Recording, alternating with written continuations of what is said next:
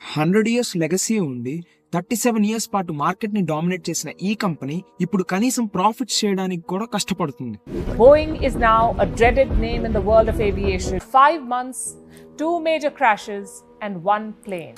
ఇలా ఎందుకు జరుగుతుందంటే బోయింగ్స్ బిగ్గెస్ట్ కస్టమర్ అయిన అమెరికన్ ఎయిర్లైన్స్ తన ఆర్డర్ని ఎయిర్బస్కి ఇచ్చేసింది. ఇలా ఇవ్వడం వల్ల కాంపిటీషన్ తట్టుకోవడానికి బోయింగ్ తన కొత్త ఎయిర్ క్రాఫ్ట్ అయిన 737 మ్యాక్స్ని రిలీజ్ చేసింది.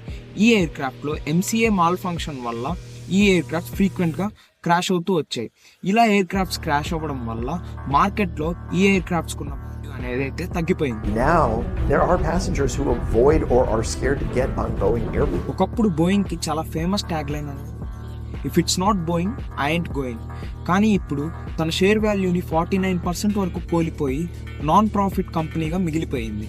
దీన్ని బట్టి బిజినెసెస్ అర్థం చేసుకోవాల్సింది ఏంటంటే బిజినెస్ కన్నా ఎక్కువ